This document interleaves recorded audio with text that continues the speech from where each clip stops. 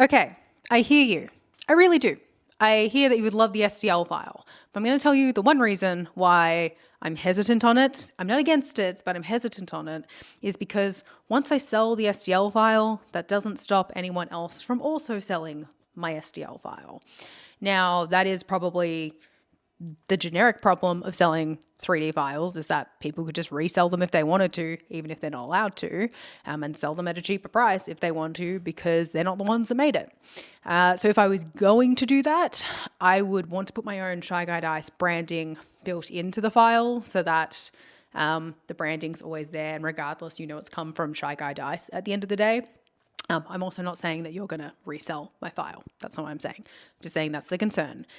But this does bring up a different topic on, would anyone be interested, dice makers or whatever else you do, for me to continue making 3D files for you. I am a VFX artist by trade. I work on feature films like Spider-Man, Godzilla, The New Empire, whatever it was called, Godzilla vs. Kong, The New Empire.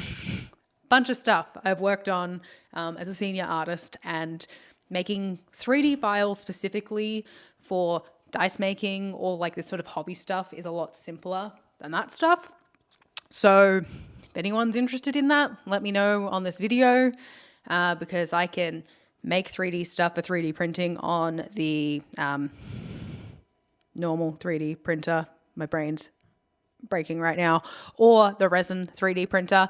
I can then also print your stuff in either of them as well if you don't have the capability of printing them. But it does mean you could have customizable stuff specifically to you and your own shop if you'd want. So, if there's anything you really wanted to do with dice but you don't have the capability to 3D model or print them or whatever that sort of barrier is, I can do it for you pretty easily. So if that's an interesting thing, let me know and I'll think about how adding that as like a thing to the store or to my Ko-fi page. Still sounds wrong saying coffee instead of Ko-fi. But yeah, anyway, regardless of this rant that I've just been on, it's a consideration. I will consider putting up the STL files at some point. I also need to check in on how digital products work with the US tariffs, because currently I don't ship to the US because of all the tariff stuff.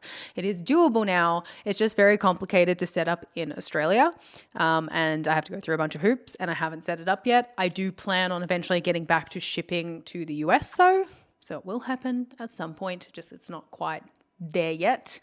And I need to check what happens with digital products. I don't know where they fall in like terms of things.